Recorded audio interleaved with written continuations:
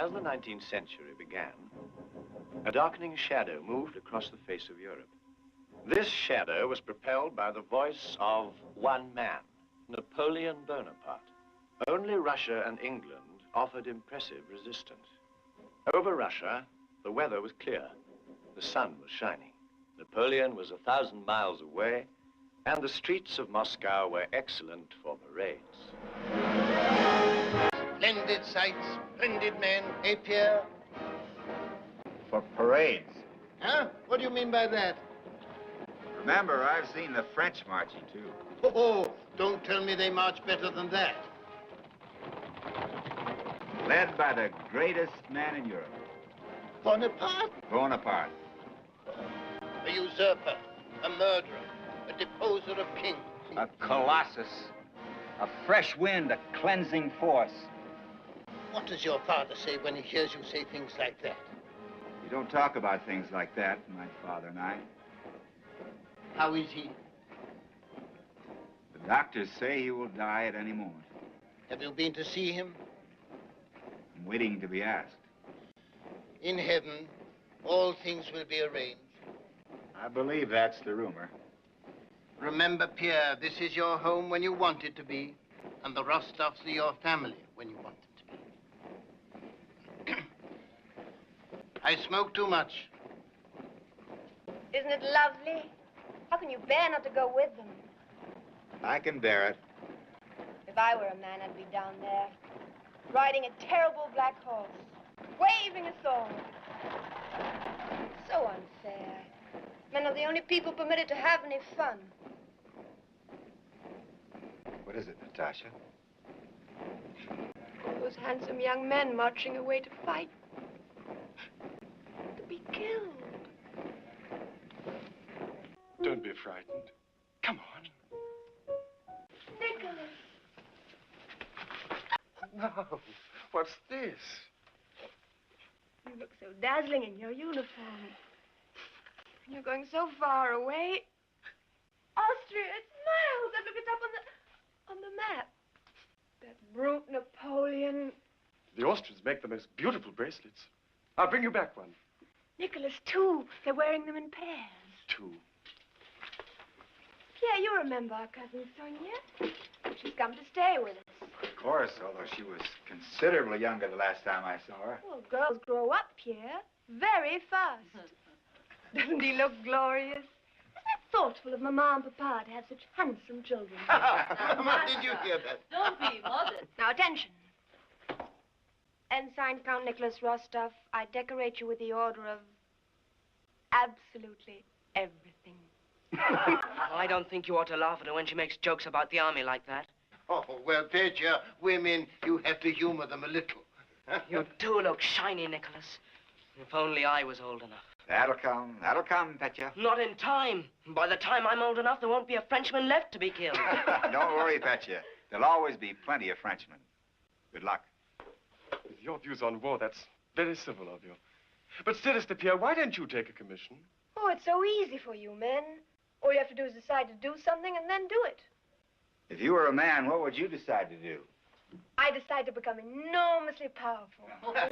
I'd become the Tsar's most trusted minister, and he wouldn't dare make a move without consulting me. And you would sit at my right hand and judge the nations. Whenever anything was complicated or injustice was being done, the case would be laid before you, and your word would be law. Why me? Because your heart is pure, and you're good. Well done, my dear. Well done. On that, I think I should leave. What about you? If you did have that power, what would you do? I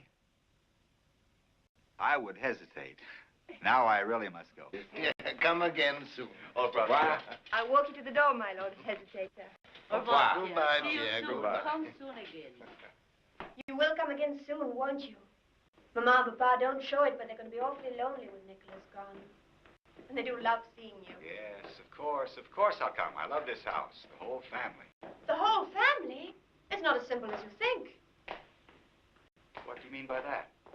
Oh, there are currents and countercurrents. Au revoir. Now where are you going? Dolokhof's rooms? As a matter of fact, I am. How did you know? I hear things, I hear things. Go. Go to your night of disgusting, fascinating debauchery. Au revoir.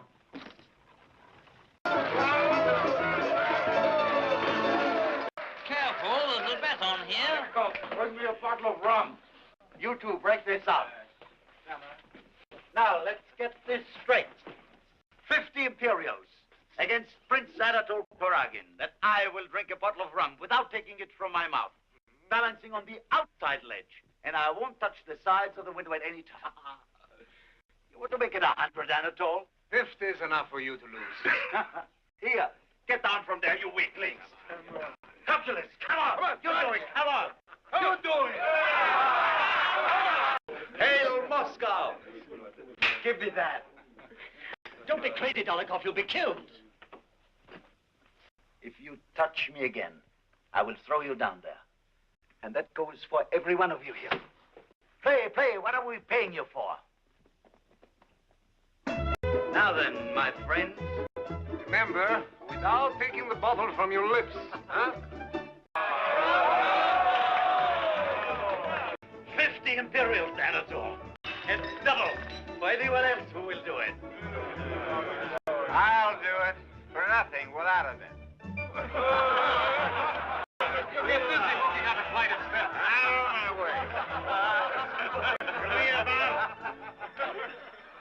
Get down from there. You can't take the bottle from your mouth, and you must touch it. Pierre. No, let him do it. Your father is calling for you. Excuse me, gentlemen. I suggest a little cold water first. I'll wait for you. Prince Henry, is the old boy really dying this time? The doctors are fairly certain Count Bezukhov won't last the night. Are my father and sister there? Your father was there, and the Princess Elaine was expected, yes. That's good. I don't have to go. The family is well represented. Careful, careful. You disapprove of me? Well, Of course you do. You'd be wrong if you didn't. Arriving at the deathbed of my father, bleary-eyed, stinking of alcohol. He disapproves too, my father. Well, that's fair enough. I disapprove of many things about him. Chiefly, I disapprove of the fact that he didn't marry my mother. Perhaps if I was legitimate. I have sinned, Lord, but I have several excellent excuses. With all that, Andre, you still disapprove? you're not being worthy of yourself, Pierre. You're not living up to the best things in yourself. You must be somebody. Ah, that's where the puzzle begins. Be somebody. Be what? Who am I? Am I the next Count Bezukhov? Lord of vast estates with a fixed position, fixed responsibilities? Not quite. My father cannot quite acknowledge that I am his son. But he cannot quite acknowledge that I am not his son. I make everybody uncomfortable, including myself. Well, you must aim at something. Find a beginning. Oh, you're right, you're right. Don't think I don't agree with you. Each morning I wake up. I'm disgusted with myself with what I did the night before.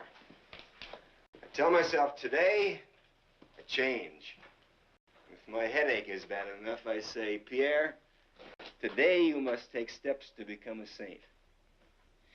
I say I'll drop into the club and watch the card playing. Just order a glass of water to prove to myself how marvelously I resist temptation. And someone comes along and says, just one vodka, Pierre. Next morning, my headache is worse, my pockets are emptier. But there must be something you want to do. Of course, I want to discover. Discover what? Everything. I want to discover why I know what's right and still do what's wrong. I want to discover what happiness is and what value there is in suffering. I want to discover why men go to war and what they really say deep in their hearts when they pray to God. I want to discover what it is that men and women feel when they say they love. You see, there's enough to keep me busy. It's hard for you to understand someone like me, Andre. Everything is so clear for you. You always know exactly what you must do, and you do it. Oh, exactly. You're different from me. You study, you become enlightened. I study, become confused. You love, you marry. You believe, you act. There's a war, you serve. How wonderful it would be if I really answered to your description of me. You do, I tell you. Shall I show you how wrong you are? I know you. I'm not wrong. Do you know why I'm going to the war? Do you think it's because I think that Napoleon is a monster? Do you think that I believe that we have any business fighting Austria's battles 2,000 miles from home? Do you think that I think Russia will be a greater nation when this war is over? Why are you going?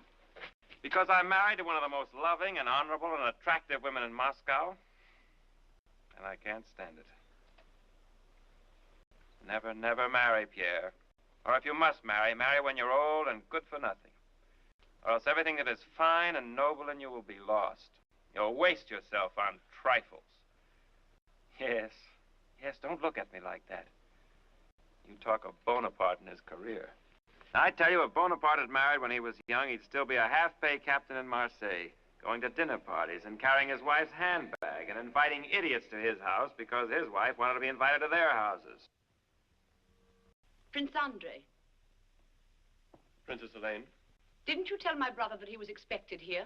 I did. Isn't he coming? I believe not. Thank you. How is he, Prince Vasily? His confessor is with him. They are giving him extreme unction. He was asking for you. I hope you are in a proper condition to see him this time. Follow me. Go ahead. I'll wait for you here. If you please, Monsieur Pierre, he wishes you to kiss him goodbye. This is for you. Now he would like to sleep. Yeah. So late. Finally, at the end, he loved me. So late. He gave me this. This letter is for the Tsar. And this one for you, Pierre. Open it. Your father wishes you to know that in the letter to the Tsar, he begs that you be legitimately acknowledged as his son and the next Count Bezhukov, the sole heir to all his estates. Be worthy, my boy. Be worthy of your great father. How often we sin, how much we deceive, and for what? All ends in death. Kiss your cousin, Helene. He has been reborn. Embrace him. Wish him well. It's a good thing we are going back to Moscow. After 3 weeks in the country, I can hardly keep my eyes open. Still, it was a profitable trip, wasn't it, Pierre?